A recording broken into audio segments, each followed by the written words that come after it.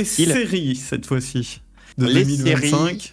Alien Earth, qui est la série Alien. Vous savez que j'aime beaucoup Alien, les films. Oui. Et donc là, il y a une série qui a été annoncée dans l'univers d'Alien et qui va se passer sur Terre. Donc déjà, le fait que ce soit des aliens et que ce soit sur Terre. Eh ben ok. Dans une nouvelle série, rase l'humanité. Très bien. Et c'est fini après, j'espère. Eh ben, je sais pas.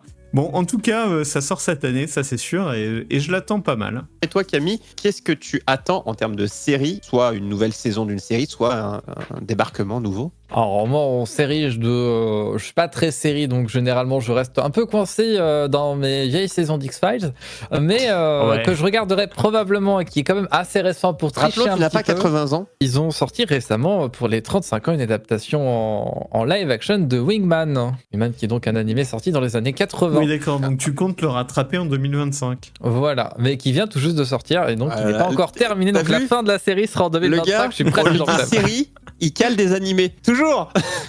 On n'est pas encore à cette catégorie. Ouais, mais c'est un peu une série quand même. Bah, ils l'ont quand même retourné en entier avec des acteurs. Non, mais je vais me raccrocher, ce qui aurait de toute façon été mon choix autrement. Je vais me raccrocher au choix de l'eau. La série sur Alien me semblait probablement le meilleur choix. Si vraiment je dois en choisir une, c'est probablement là-dessus que j'irai. Moi, ça va, j'ai plein de suites qui. J'ai rien de nouveau. En tout cas, des choses dont j'ai vu la une et dont la 2 sort, donc The Last of Us. Ah oui, Donc, ça c'est vrai, oui. Mais alors, ça sort. On est sûr que ça sort en 2025, ça.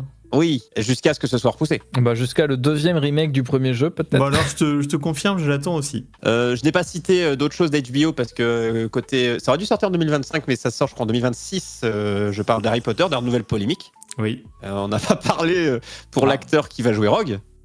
Du coup, voilà. Parce que je voyais plein de choses, des gens râler. Je dis, qu'est-ce qui se passe? Ah, ok, ils vont changer. Et du coup, c'est. Alors, je sais plus comment il s'appelle, mais qui évidemment ne ressemble pas du tout. Et c'est bien la problématique. Du coup, je voyais déjà. On va. Il faut arrêter de faire les castings par Netflix. Hein. Ces gens, ils ont des problèmes visuels oculaires pour choisir. Ils choisissent au toucher, je pense. Et 3e série que j'attends et qu'évidemment Camille aussi, il l'a pas citée. Et ça m'étonne.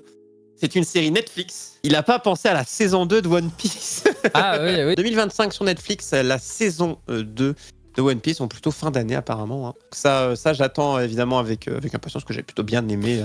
J'aime One Piece, donc j'aime tout ce qui tourne autour de One Piece. Est-ce que je suis aveuglé, me direz-vous? Peut-être. Je ne pense pas, mais bon, écoute, Camille dira oui. Tu ne penses pas, mais moi j'en ai la certitude. Voilà. Et une autre série que j'attends, la saison 2, ce que j'avais surkiffé la une, c'était Mercredi. J'aime beaucoup Jenna Ortega, en tout cas dans ce personnage de Mercredi. Dans Mercredi, oui, visiblement. Elle joue plus ou moins le rôle de finalement ne rien jouer du tout. Donc, du coup, ça se passe bien. En tout cas, son arrogance, l'arrogance du personnage est très cool. Et moi, j'ai beaucoup aimé Mercredi saison 1. Qui apparemment, du coup, Jenna Ortega passerait en co-réal, enfin, step up, et ce serait la saison 2 serait apparemment plus sanglante, avait été dit exactement selon ces mots, que la saison précédente. Donc, en tout cas, j'ai hâte de cette saison 2 de Mercredi.